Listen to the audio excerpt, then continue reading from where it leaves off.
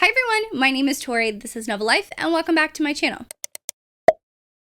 Today I have a start of the end of the year content that I have planned here on my channel where I'm going to be talking about a bunch of new authors that I've discovered this year. Now, I do read a lot. I've read over 200 books this year. A lot of the books I've read this year have been from new to me authors, and a lot of these books I've given like 4 or 5 stars. So they're authors that I will continue to pick up their books as they release books, authors that I want to pick up their backlist if they do have a backlist. Some of these are debut authors, which honestly surprises me that I love their books so much that they've automatically been put on my authors that I've loved list, authors that I love list that I'm going to continue picking up books by. So all that being said, I have a list of like over 20 authors, and I just want to go ahead and get started. The first author that I want to talk about is literally one of my all-time favorite authors now. Their books are books that comfort me. They're books that I've reread. They're books I just felt seen in. They've hit me emotionally, all of the above, right? And that is Cleo Walsh. So I started with the Boys of Tommen series. This is the old covers. I have the new covers right up there. You can't see it, it's out of the frame. But I have fell in love with Cleo Walsh's writing. I've read all the books in the Boys of Tommen series that are out. There's 4 currently out. The 5th book is coming out in April, which I'm very excited about. I read 4 books of the Carter Kids series, which is one of her backlist. And let me tell you, her backlist is so big. So people are like, oh, where did Cleo Walsh come from? She got picked up by a publisher for her Boys of Tommen series, but I'm really excited. But in the back of her books, her backlist is so long.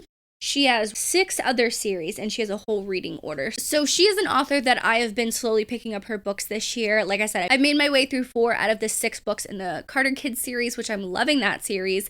I'm caught up with the Boys of Tommen series, so she has a couple other like trilogies and duets that are still, out there that I haven't read, but I'm determined to get caught up with them next year because I absolutely love this woman. I will read anything that she writes. I am a huge fan of hers for life now.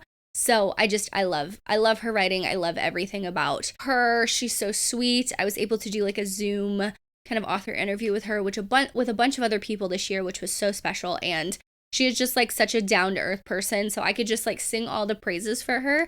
But this series is one that I've talked about nonstop this year on my channel, on my Instagram, on my TikTok, anything like that. And I love it so much. I think she's a brilliant author, honestly. I could talk about her all the time. The next author I want to talk about is Avery Kcalendar. I read both Offsides and Shutout this year. These 2 are part of the Rules of the Game series.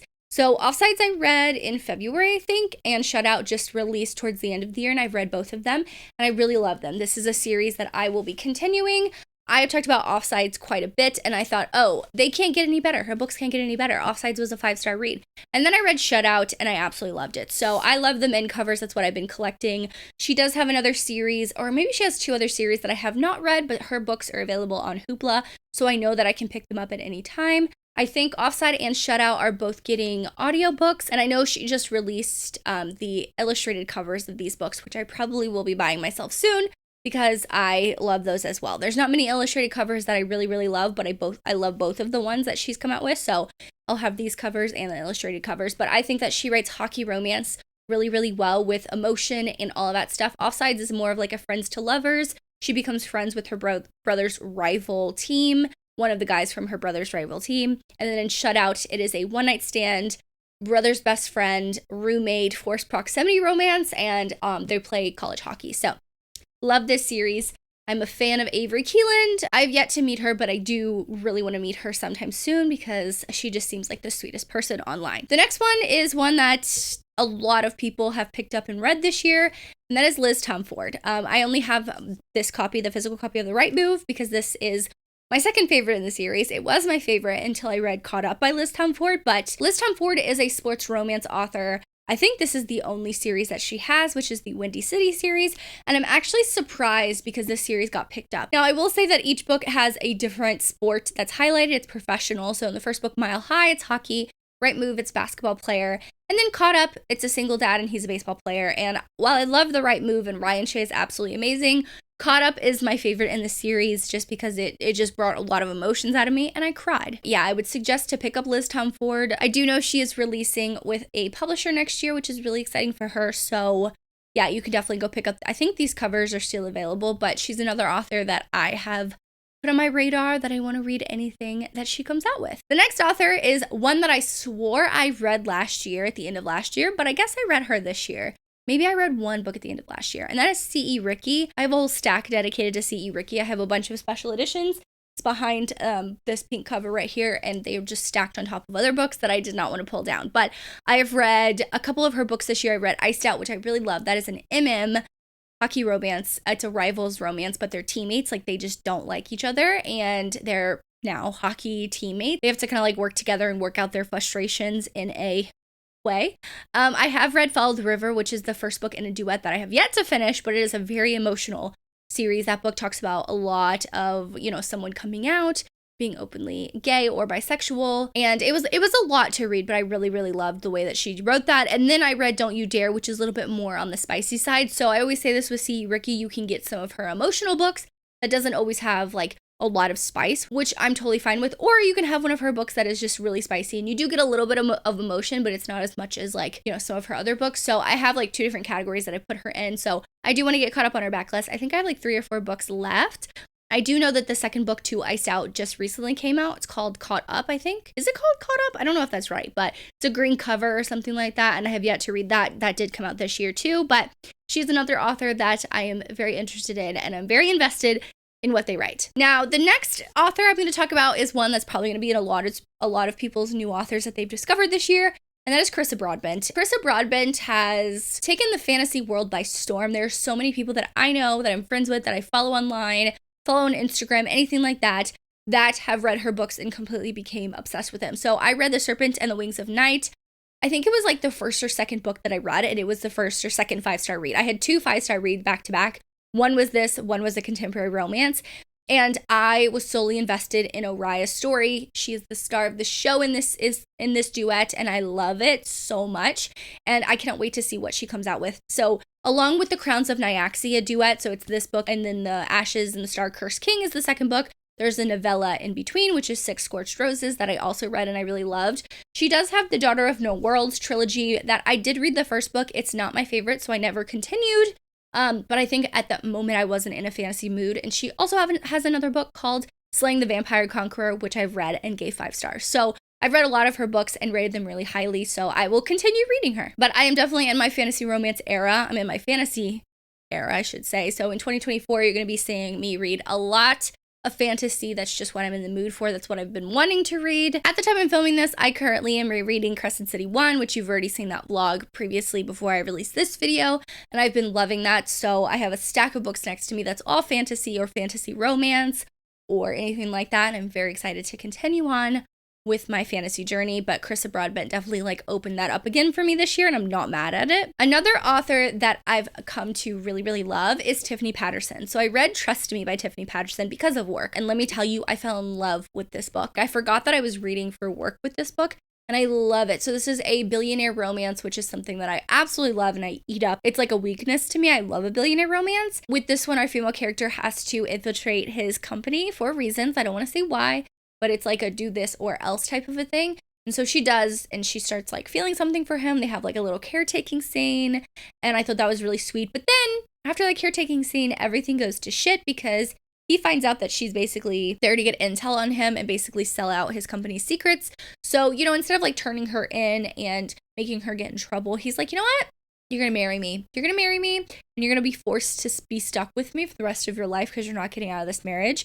And it's very interesting. So it's a revenge marriage contract. That's what, I would say it's a revenge marriage contract thing, because it's not an arranged marriage. It's not a marriage of convenience, but there is a contract, and he forces her to get married or else type of a thing. So I love this. It was so good. I know Love Me came out that I haven't read yet, which is the second book to this.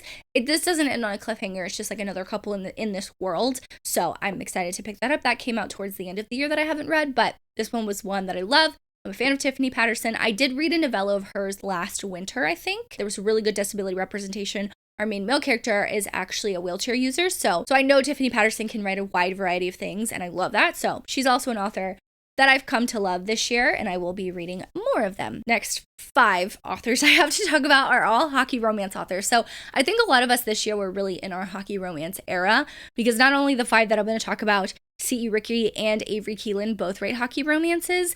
But another author that I feel like is very, very, very underrated is Ellie Cotton. So I read Break the Ice this year and I fell in love with this book. I listened to the audiobook and I decided I need to pick up this book for myself. I loved this book. It was so, so good. This is the first book in the Lakeshore U series, and it follows a group of college hockey players, and each one has a love story. And I think she's about to release the fourth book in this series, which is called Cold as Ice. The cover just came out for it, which I love this style of cover. Not a lot of people do it, but I personally love this style of cover. I really love what she's doing with this series. I think I have one book to get caught up on before the new release. I don't think I read the last book, but she is a really good hockey romance author, so I suggest everyone pick up her books. Most of the time she has simultaneous release with audiobooks, which a lot of authors don't do, but I love that she does that, and her audiobooks are absolutely amazing. So if you want a hockey romance that's super underrated, check out the Lakeshore U series. Start with Break the Ice. I love it. Another author that I've discovered this year is S.J. Silvis. So I read Weekside, and I absolutely love that book, and once again I thought, oh, it can't get any better. And then I read Ice Bet, and I really love this book. So in this book, our female character, she's struggling a lot with panic attacks and anxiety and stuff like that. She's a figure skater. She previously had an eating disorder, which made her fall on the ice. So there's a lot of talk of that in the past, like talk presently about it happening in the past. So if that's a trigger for you, I just want you to know. But our main male character is kind of like not forced to watch over her, but the coach asks him to watch out for this girl because that's his daughter. So it's Coach's daughter, forbidden. The ice bet thing comes into play where she's like hiding out in her father's office and she hears all the other hockey players talking about an ice bet that whoever can bang her first wins. But he doesn't participate in that. So I love how like spoon worthy of a hero he was in this one. Sometimes I go back and forth, like Weekside's my favorite, but also Ice Bet's my favorite, depending on the day. But both of them are really good, and I love them. Now, another author I have is Tal Bauer. I have only read one book this year by him, but I've heard nonstop amazing things from friends that have read more of their books, and this is an author I definitely want to continue. So Tal Bauer writes MM romance. I think it's more so different sports, but Gravity is a MM sports hockey romance. And it's funny the way that he writes them is that like one is like a professional player that's been in the NHL for a while. One is a rookie that is like new to the NHL, and they go to an all-star game and they kind of play together and they have this like instant connection. So during that time they have something that happens, and then they have to go to their separate teams and their romance goes from there. And it is so good. It was so emotional. There's a scene at the end of this book that still lives rent-free in my head. I'm not joking. It literally lives rent-free in my head. So if another hockey romance author that is very underrated is Tal Bauer.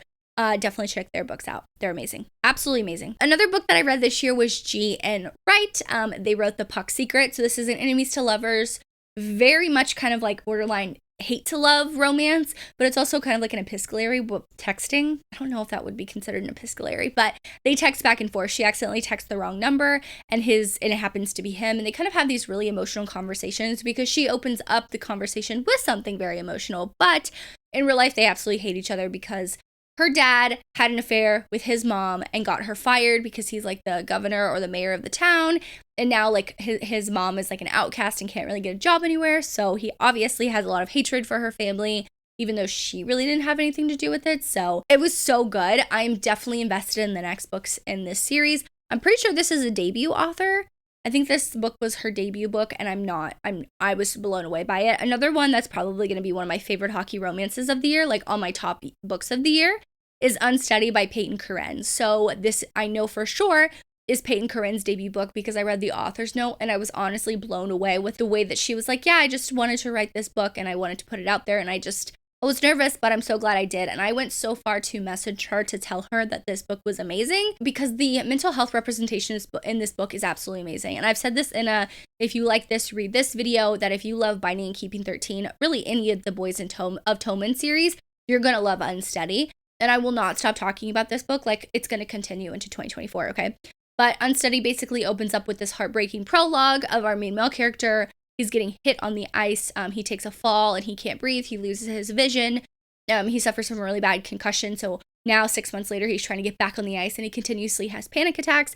And then our female character is a figure skater and she goes to the rink early morning, 6 a.m., 5 a.m. to get some, skating time in. And that's when she sees Reese, our main male character, who is in the corner of the ice rink, like having a panic attack by himself. So they kind of have this really emotional connection right off the bat. And she has a lot of family things going on too, which really plays a part into their romance and their relationship. But it was an absolute amazing book, and I want everyone to read it. I know Peyton Corinne got a lot of hype with this book, and it's well worth it. So yeah, definitely go check out her if you haven't already.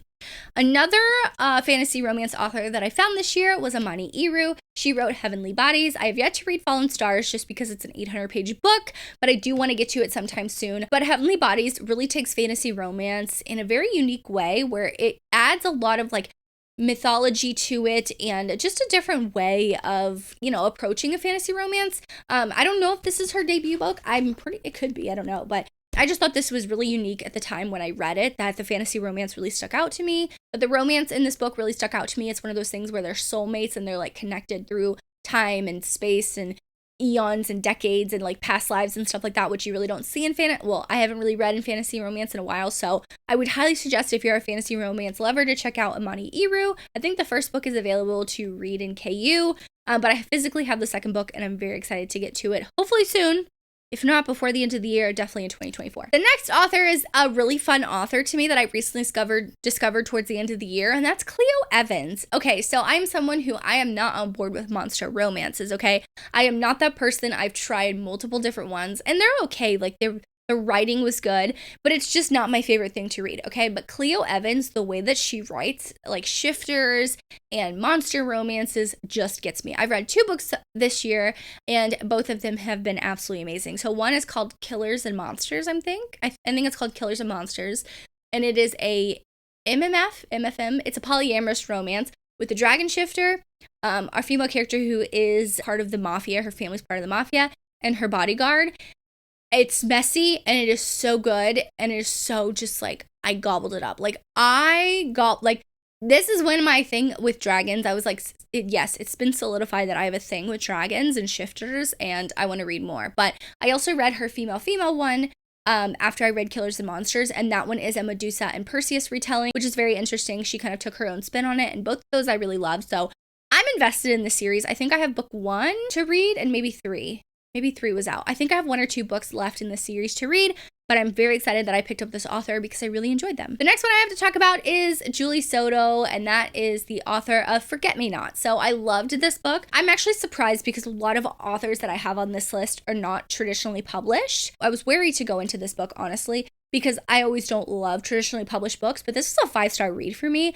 I love the way that Julie Soto wrote this book with the past to present. I'm someone I never like. There's very few times that I love past to present, but I think the way that she wrote this book, going past to present with our female character's point of view being only in the present and our main male character's point of view being only in the past until the end of the book. I just think that was written so brilliantly because it kind of keeps you on the edge of your seat, like kind of wondering, okay, but like what really happened between them? Like we get little pieces of information throughout, but it really makes you wonder like what really happened to them throughout the whole book. And I loved it. I thought it was written brilliantly. I thought the romance was very, very, very emotional and sweet. So yeah, this is another one that actually took me by surprise, but I'm glad because I want to read more from Julie Soto whenever they release them. Now, this next author is the one that I am so excited because they actually just released that their next book is coming out in June, I think. June of next year. And that's Bren Weaver. So I read Blackbird and Butcher, and I was nervous to go into it because people said this was super dark, but like rom-com-y. And I'm like, I don't like rom-coms. Like rom-coms are not my favorite. So I don't know how I'm going to feel about this. But this takes like dark humor to the max. Like this takes dark humor with a romance and like blends them perfectly. And if I don't always show it, but my humor is very dark. Like if you meet me in person, and a lot of my friends know, I have a very, very dark humor. I have very dark humor. Me and my husband were like that. So when I tell you I was laughing out loud while reading this book, I really was. It was so good. It was just so unique, and I wasn't expecting it. Mostly because I was like wary going into it, but I also love the romance. And it was just one of the most unique books I read this year, and it stuck out to me. So she introduced a couple other characters in this series, and I'm hoping that one of them is the next one, which is called Leather and something in leather, I think. I can't remember. It's a green color. This one's a pink cover. I'm so ready. I'm so excited.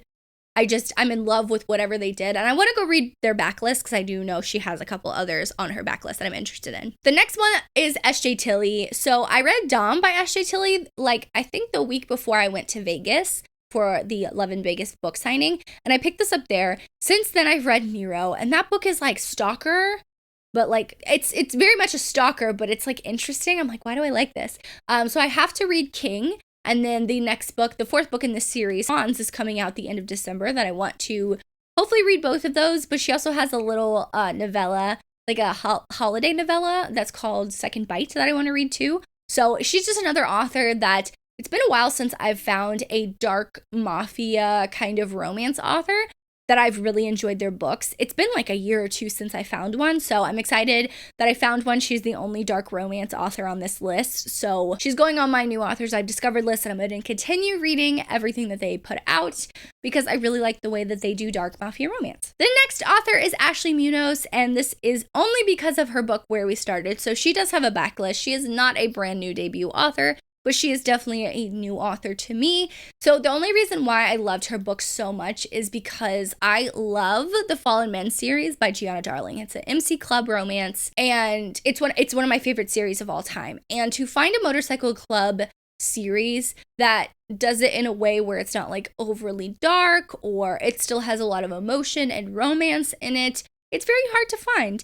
And she did it amazingly. Where We Started is a second chance romance as a first in a series. It's a small town romance, but our female character has to go back to the small town where she grew up in because her dad, who was the president of the motorcycle club, passed away, and now she has to go to like work out his assets and stuff. Now the new president is her ex, and so she's forced to kind of like work through a lot of things that she thought she was over. I just thought she wrote this very, very well, and I cannot wait to see what she does with the rest of the series, but I am intrigued in her backlist. So if you know any books in her backlist you think I would love, drop them in the comments down below, because I'm always looking to find my next favorite read. Another author that I've discovered this year is Kcalendar. I read Stars in Your Eyes. I actually listened to the audiobook and I fell in love with their writing. So I do know Kcalendar has a fantasy romance, or at least a fantasy book, coming out next year. I put on my 2024 anticipated releases because I want to read everything that they come out with now. So I will say I was sent this by Forever. I also got the audiobook through Libro FM through their like advanced listener program, influencer program. And sometimes that works out and sometimes it doesn't. In this case, it worked out. I found an author that I am invested in now, and I also found a book that I love and that I can recommend to a lot of people. So a lot of people think like, oh, just because you got it in PR, you're going to love it. No, that I get a lot of books in PR that I don't love.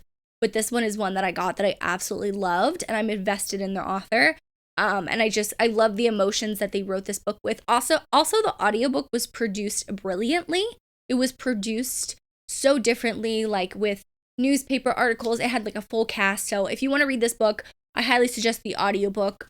It was so good. But yeah, I'm invested in Kcalendar. I want to read more by them. And the last author I have to talk about is Rachel Griffin. So I've talked about Bring Me Your Midnight by Rachel Griffin a lot this year since I've read it in the fall. I compare this to, if you love Belladonna, you would love this book. I just love the way that she wrote this like YA fantasy book, where it combines like these witches of this female who is like uncovering all these secrets that her family has kept from her, and she's kind of like branching out on her own and trying to figure out what she wants in life, whether she should stay on the path that her parents have paved for her or she should go out and do her own thing. And she meets this boy that kind of like changes her perception of everything, and I loved it. I think that it was a brilliant story, and I cannot wait to read more from Rachel Griffin.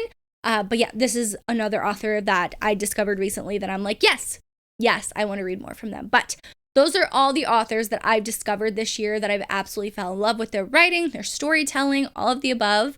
You can let me know some new authors that you've discovered this year in the comments down below. For the emoji for this video, drop me like a pen emoji because all of these are authors and they write amazing stories. But thank you so much for watching. Make sure you like and subscribe for more content for me. As always, I hope you're living a novel life, and I will see you in my next one. Bye, guys.